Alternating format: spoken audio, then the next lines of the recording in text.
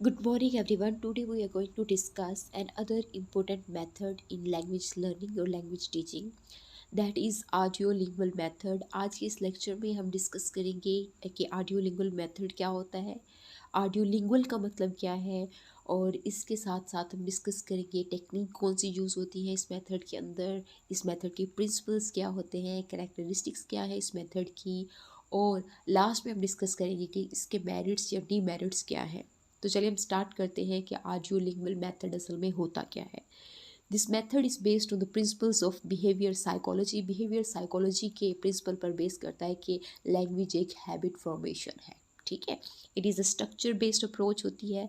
Structurally चीज़ों को समझाया जाता है, मतलब आप सुनते हैं, ठीक है, और फिर आप स्पीक करते हैं। This method has been very popular among the audience, में बहुत ज़्यादा पॉपुलर है, ठीक है, इजीली लर्न कर सकते हैं इसके थ्रू आप language. It stresses on the listening and speaking skill. Listening and speaking, as audio means listening and lingual means speaking, तो ये लिसनिंग और स्पीकिंग पर जो है वो बेस करता है। जैसे बच्चे जो हैं वो छोटे बच्चे जो होते हैं वो बैबल करते हैं और उसके बाद जो कुछ वो सुनते हैं वैसे ही स्पीक करते हैं, तो वो एक हैबिट फॉर्मेशन के थ्रू लैंग्वेज जो है वो सीखते हैं। तो audio lingual method is same as the children learn their mother language.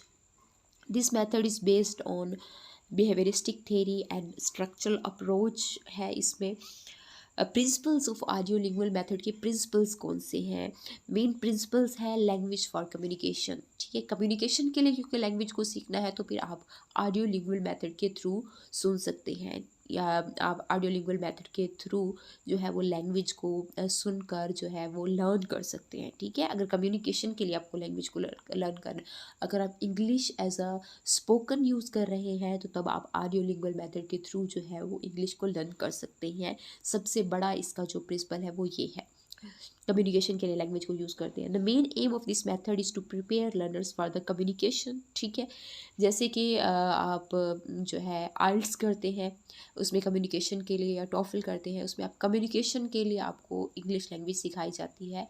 ठीक है, not in the literature term या लिटरेरी लैंग्वेज के तौर पर, या आप एज अ सब्जेक्ट नहीं पढ़ते। ठीक है, all communicative difficulties can be overcome in this method. में जितनी भी कम्युनिकेटिव डिफ़िकल्टीज़ होंगी उसको आप इजीली ओवरकम कर सकते हैं। Learners are kept busy in such activities where they have ample chances to speak and listen the target language. और यहाँ पर लर्नर्स जो होते हैं उनको एक्टिविटीज़ इस तरह की कराई जाती हैं और उनके पास इतने ज़्यादा चांसेस होते हैं कि वो टारगेट लैंग्वेज को लिसन कर सकते हैं, स्पीक कर सकते हैं। अगर आप चाहें तो यूट्यूब पर आपको काफ़ी सारे कोर्सेज मिल जाएंगे जहाँ पर आपको इंग्लिश लैंग्वेज जो है वो स्पोकन में आपको कराई जाती है, आप लर्न करते हैं। ठीक है, तो ऑडियो लिंगुअल मेथड के थ्रू ही आपको क्लासेस में करवाया जाता है।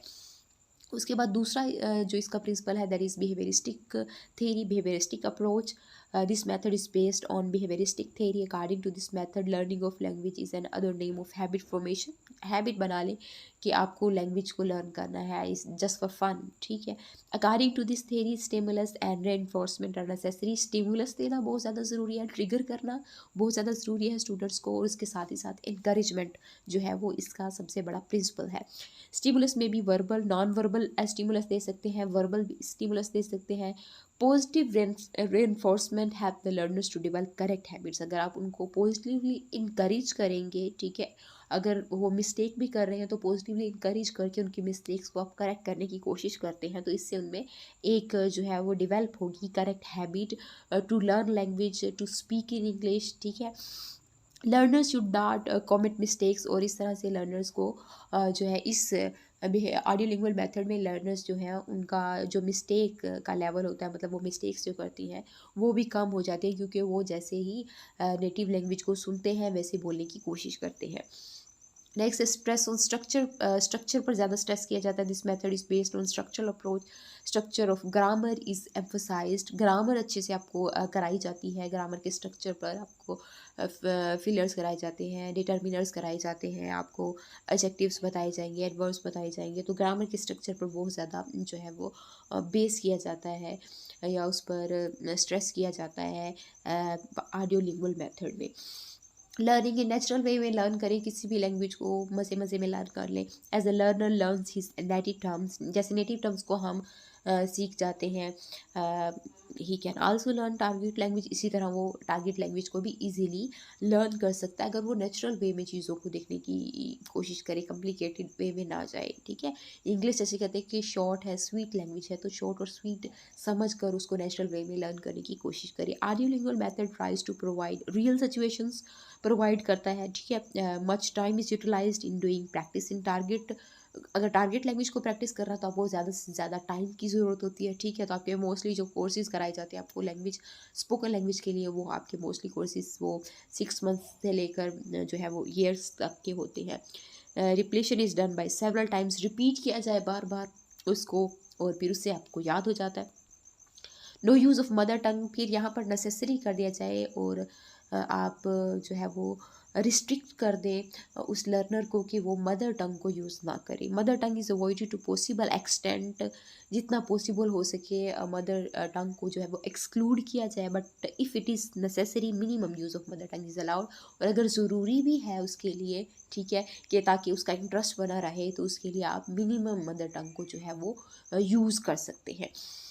टेक्निक्स ऑफ ऑडियोलिंगुअल मेथड, तो पीछे हमने अभी बड़े सारे के प्रिंसिपल्स थे, बिहेवियरिस्टिक थ्योरी थी कि बिहेवियरिस्टिक अप्रोच, फिर सेंटेंस के स्ट्रक्चर पर स्ट्रेस किया दिया जाता है। अब हम पढ़ने जा रहे हैं टेक्निक्स क्या होती है ऑडियोलिंगुअल मेथड्स की।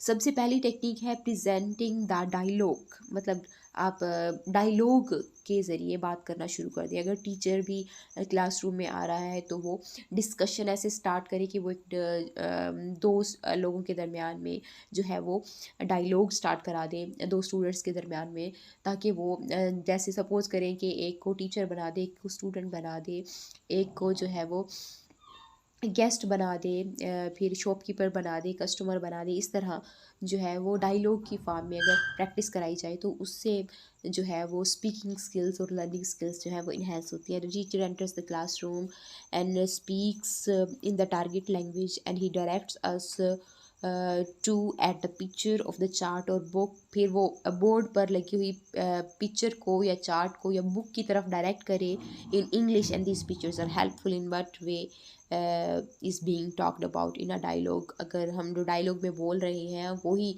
जो है वो बोर्ड पर पेस्ट किया जाए या बुक के अंदर हो, और टीचर जो है वो डायरेक्ट करे स्टूडेंट्स को उसकी तरफ और टारगेट लैंग्वेज में ही करे, तो ये एक बेस्ट वे होगा। डायलॉग का तरीका जो है वो एक one of the best way of audiolingual method और टेक्निक टू लर्न और टीच इंग्लिश। ड्रिलिंग एक्सरसाइज कराई चाहिए, single slate multiple slate drilling करानी चाहिए, चेन की ड्रिल्स होती हैं, क्वेश्चन आंसर ड्रिल्स कराएं, रिपीटेड और सेवरल टाइम्स आप ड्रिल्स कराएं उनको।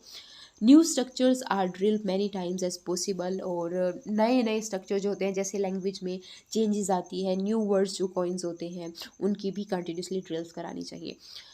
प्रेजेंटिंग न्यू वर्ड, नए वर्ड प्रेजेंट करें स्टूडेंट्स के सामने। The teacher present new vocabulary and introduce it in dialogue, नई वोकेबलरी को इंट्रोड्यूस कराए और जो है उसके साथ ही साथ डायलॉग फॉर्म में कराए। And he rights words on the black and the white board and explain it target language, उस वर्ड को, स्पेसिफिक वर्ड को वाइट बोर्ड पर या ब्लैक बोर्ड पर लिखे और फिर उसको टारगेट लैंग्वेज में एक्सप्लेन करे, उसको मदर टंग में या नेशनल टंग में ट्रांसलेट नहीं करना। उसके बाद होता है नया स्ट्रक्चर देना।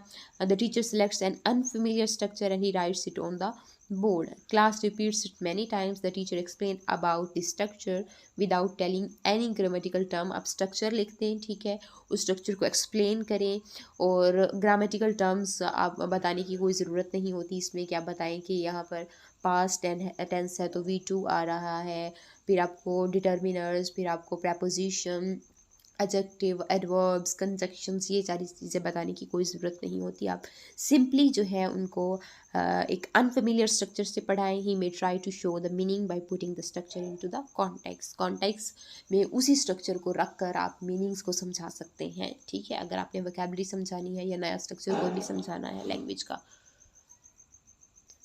नेक्स्ट हमारे पास है written exercises and homework. The teacher introduces written exercises based upon drilling of new structures mostly होता है कि टीचर्स जो हैं वो रिटन एक्सरसाइजेज या होमवर्क देते हैं। इससे भी बच्चों की जो है वो लर्निंग स्किल्स जो है वो इंक्रीज़ होती हैं। मोस्टली मैं अपने स्टूडेंट्स को अब आजकल करेक्शन करा रही हूँ, तो मैं उनको जो है वो क्लासरूम में ड्रिल्स कराती हूँ और उसके बाद उनको होमवर्क में दे देती हूँ। तो उसके बाद स्टूडेंट्स जो हैं वो घर से करके आते हैं और आकर दिखाते हैं नेक्स्ट डे। तो उससे बच्चों की जो लर्निंग स्किल है वो बढ़ जाती है। मैंने नोटिस किया है कि बच्चे जो हैं वो कोशिश करते हैं कि वो कम से कम मिस्टेक्स करें, और अगर उनकी मिस्टेक्स हों तो उससे उनको इनकरेजमेंट मिलती है कि हमारी मिस्टेक्स हो रही हैं, इसका मतलब हम सीखने की कोशिश कर रहे हैं। तो स्टूडेंट के लिए टीचर्स को चाहिए कि वो होमवर्क दें, उनको ड्रिल्स कराएं, रिटन एक्सरसाइजेज कराएं। Written exercises can be taken from text book से भी ली जा सकती हैं। The exercises are done orally class में भी एक्सरसाइजेज कराई जा सकती हैं। क्लासरूम में कराई जाए तो वो ज़्यादा बेटर हो जाता है, क्योंकि इंटरेक्शन रहती है, हमें पता चल जाता है कि स्टूडेंट्स जो है वो कौन सी मिस्टेक्स कर रहे हैं। स्टूडेंट्स को भी पता चल जाता है कि हम कौन सी मिस्टेक्स कर रहे हैं, तो उससे करेक्शन हो जाती है। Then the students are assigned homework about the remaining exercises. तो ऐसे ही होता है, टीचर ऐसे ही कराते हैं मोस्टली क्लासरूम में कि उनको 2-4 ड्रिल्स क्लासरूम में ही करवा देते हैं और जो रिमेनिंग्स होती है उनको कहते हैं कि होमवर्क में करके लाएं, ताकि पता चल जाए कि बच्चे जो हैं वो खुद जो है स्टूडेंट्स वो खुद घर में भी कर सकते हैं, ट्राई कर सकते हैं। उसके बाद हमारे पास है मेरिट्स ऑफ ऑडियोलिंगुअल मेथड के। ऑडियोलिंगुअल मेथड के मेरिट्स कौन से हैं, फ़ायदे कौन से हैं, एडवांटेजेस कौन से हैं, ठीक है। Both the teacher and the learners are active. ऐसे ही होता है, और स्टूडेंट मोस्टली मुझे कहते हैं कि टीचर जब आप हमें करेक्शन कराती हैं हमें बहुत मज़ा आता है। तो उसमें क्लासरूम इंटरेक्शन ज़बरदस्त हो जाती है। क्लासरूम इंटरेक्शन होती है जब आप ग्रामर पढ़ रहे होते हैं या आपका जो लेक्चर हो रहा होता है वो डिस्कशन बेस होता है, तो लर्नर और जो टीचर होता है वो दोनों बड़े एक्टिव होते हैं, क्योंकि दोनों एक्टिव पार्टिसिपेंट होते हैं इस मेथड के अंदर। Learners feel confidence in speaking the target language, और स्टूडेंट ट्राई करते हैं कि हम टारगेट लैंग्वेज में बोलें। और अगर टीचर उनको अप्रिशिएट करते हैं कि हाँ अपने व्यूज़ रखें, बताएं भी, तो स्टूडेंट जो है वो उससे खुश होते हैं और अच्छे अच्छे से याद भी कर लेते हैं। And this method gives practice in all the 4 language skill. और इस मेथड से आपको चारों लैंग्वेज स्किल में अच्छी खासी प्रैक्टिस हो जाती है, ठीक है। आपकी लिसनिंग, उसके बाद स्पीकिंग, फिर आपकी रीडिंग और फिर राइटिंग, चारों स्किल्स आपकी जो है वो इन्हेंस होती है इस मेथड के थ्रू। The target language can learn rapidly. Target language को आप क्विकली याद कर सकते हैं, ठीक है। Learners pronunciation is improve. जो लर्नर्स होते हैं उनकी प्रोनाउंसिएशन करेक्ट हो जाती है। Learners learns language in communicative way में लैंग्वेज को सीख जाते हैं, ठीक है। बात करने का तरीका आ जाता है। Mental satisfaction of the student is observed. पता चल जाता है कि बच्चों को समझ आ गई है, क्योंकि वो आंसर कर रहे होते हैं। करेक्ट स्ट्रक्चर इज लर्न, और करेक्ट स्ट्रक्चर भी सीख जाते हैं। स्ट्रक्चर इज नॉट इंट्रोड्यूस्ड हैप्पैज़र्डली, और हैप्पैज़र्डली स्ट्रक्चर को जो है वो इंट्रोड्यूस नहीं कराया जाता है, ऐसे नहीं इंट्रोड्यूस कराया जाता कि उनको पता ही ना उसके बारे में। डी मेरिट्स क्या होते हैं ऑडियोलिंगुअल मेथड के? मेरिट्स बहुत ज़्यादा है लेकिन डी मेरिट्स बहुत कम है इसके, मतलब इसके नुकसान और इसके disadvantages. Language is only learn eight functionally level पर। मतलब फंक्शन क्या है लैंग्वेज का, कि हमें बोलना कम्युनिकेटिव फंक्शन है, ठीक है, तो फंक्शनली लेवल पर बोला जाता है। Creative aspects of language are effective, ठीक है। उसके अलावा grammar rules are not clear. Grammars के रूल्स क्लियर नहीं होते। Wastage of time is always there, क्योंकि ये डिस्कशन में मोस्टली जो है वो 1.5 घंटा 2 घंटा लग जाता है, पता ही नहीं चलता कि टाइम गुजर जाता है। Only fluency in speech is target. यहाँ पर सिर्फ स्पीच में फ्लुएंसी चाहिए होता है कि बच्चे कहीं किसी जगह पर जो है वो रुक ना जाए। Minimum use of mother tongue is allowed, और मदर टंग जो है उसका मिनिमम यूज़ अलाउ होता है। तो इससे बच्चे अगर उनके पास कुछ नए व्यूज़ हैं और वो नहीं बोल पाते, तो वो व्यूज़ को जो है उसके पास वो नहीं बता पाते, ठीक है। उसके बाद हमारा जो लास्ट मेथड है that is communicative method. This method is concern with meaning more than structure and form of language. I think this is also a good one. इसमें ज़्यादा जो है वो मीनिंग पर स्ट्रेस किया जाता है rather than structure and form of language. Its aim is to make learners ready for communication in real life situation में। आपको कम्युनिकेशन के लिए रेडी होना है, मतलब जो लिटरेचर के स्टूडेंट है या लिंग्विस्टिक्स के स्टूडेंट है, अगर आपको किसी पोम को या पोइम को डिस्कस करना है, ठीक है, आपको नॉवल के प्लॉट के बारे में, उसकी कैरेक्टराइजेशन के बारे में, उसके थीम के बारे में, ठीक है, एक्सपोजिशन, आपको ट्रेजिक फ्ला जो भी है आपको उसके बारे में डिस्कस करना है, तो मोस्टली नॉवेल्स या ड्रामाज होते हैं बड़े कॉम्प्लिकेटेड होते हैं। रियल लाइफ सिचुएशंस में कम्युनिकेशन के लिए आपको रेडी अगर करना है, ठीक है, तो कम्युनिकेटिव मेथड के थ्रू कराया जाता है। This approach is patterned upon counseling techniques and adapted to peculiar anxiety and threat, as well as the personal and language problems a person encounters in the learning of foreign language. तो इस method में ऐसे जो है वो techniques को introduce कराया जाता है जिसमें लर्नर्स की एंजाइटी लेवल को कम किया जाए, ठीक है। लर्निंग लैंग्वेज में अगर उसको कोई प्रॉब्लम्स आ रही हैं, ठीक है, फॉरेन लैंग्वेज लर्न करने में, तो उस वो प्रॉब्लम्स जो है उसको निगेट किया जाए। The learner is not thought of as but as a client, ठीक है। लर्नर जो है उसको ऐसे ना कंसीडर किया जाए कि वो एक ऐसा बंदा है जो सेकंड लैंग्वेज जो है वो सीख रहा है, बल्कि उसको क्लाइंट के तौर पर देखा जाए कम्युनिकेटिव वे में। मतलब आप अगर किसी से बात करें तो आप समझ लें कि वो सामने वाला क्लाइंट, आपने सारा कुछ उसे बताना है, ठीक है। The instructors are not considered teachers but rather are trained in counselling skills. और जो इंस्ट्रक्टर्स हैं उनको लर्नर्स जो है ये ना समझे कि ये टीचर्स हैं, बल्कि उनको देखें कि ये कोई काउंसलर है जो हमें हमारी काउंसलिंग स्किल्स देने आया है। Adapted to their roles as language counsellors, और ये लैंग्वेज काउंसलर्स हैं जो लैंग्वेज में हमारी काउंसलिंग करेंगे, ठीक है। जैसे हमारी साइकोलॉजी में काउंसलिंग होती है, बिल्कुल ऐसे ही लैंग्वेज में काउंसलिंग करने के लिए जो है वो लैंग्वेज काउंसलर्स होते हैं। तो कम्युनिकेटिव मेथड में जो टीचर्स हैं उनको टीचर्स नहीं बोला जाता, उनको लैंग्वेज काउंसलर बोला जाता है। और ठीक है, और जो लैंग्वेज सिखाई जाती है वो जो है वो लैंग्वेज काउंसलिंग स्किल्स के थ्रू सिखाई जाती है, ठीक है। टेक्निक्स ऑफ कम्युनिकेटिव मेथड की टेक्निक कौन कौन सी है फाली कर में techniques of communicative method. Genuine material use करना चाहिए, that teacher should provide genuine material to learner so that they can use in real life situation में वो यूज़ कर सकें। जैसे daily newspaper, magazines, cutting can be used, किसी भी book से ले लें, नॉवल से ले लें। The teacher should provide active vocabulary which is in common use. Active vocabulary provide की जाए ताकि जो कॉमन यूज़ में भी आ सके डेली कम्युनिकेशन में, ठीक है। Jumbled sentences, paragraph of jumbled sentences may be given to the learner, कि उसको मिसलीनियस आप जो है वो पैराग्राफ दे दें, मिसलीनियस सेंटेंसेस का जिसमें मिक्सड हो, इरेगुलर हो, उनकी कोई सीक्वेंस ना हो। And learners are asked to arrange the sentences so that they may learn the use of cohesion and coherence जो है डिस्कोर्स के अंदर। ये बहुत इंपॉर्टेंट दोनों टॉपिक है, ये दोनों डिस्कोर्स के अंदर आ सके, ठीक है। Role play, learners may be assign different roles to improve their communicative power. Different roles assign कर दिए जाएँ, मदर का, फादर का, सिस्टर का, ब्रदर का, कस्टमर का, सेलर का, ठीक है। उसके अलावा जो है किसी भी इंस्ट्रक्टर का, तो काफ़ी आप रोल ले लें, कोई रोल उनको प्ले करने के लिए दे दिया जाए तो इससे कम्युनिकेटिव पावर उनकी अच्छी हो जाएगी। जैसे डायलॉग में होता है, if learners play a role in target language में, अगर वो रोल प्ले करेगा they will be confident in future life में, वो कॉन्फिडेंट होंगे। problem solving activities very useful. Learners enhance their decision power, problem solving के लिए दे दी जाए, ठीक है। एनालिटिकल्स जैसे होते हैं, लर्नर्स कंसल्ट अदर पार्टनर से कंसल्ट करें प्रॉब्लम कैसे सोल्व करना है। In this way they improve communication skills, उनकी इम्प्रूव हो जाएंगी।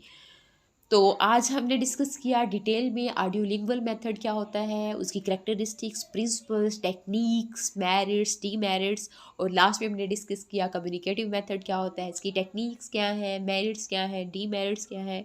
आई होप कि ये लेक्चर आप लोगों के लिए हेल्पफुल रहा होगा, इन्फॉर्मेटिव होगा। और उसके साथ ही साथ अगर आपको किसी और टॉपिक पर लेक्चर चाहिए तो आप मुझे कमेंट बॉक्स में बता सकते हैं। Do subscribe my channel for more informative lectures. Thanks for watching.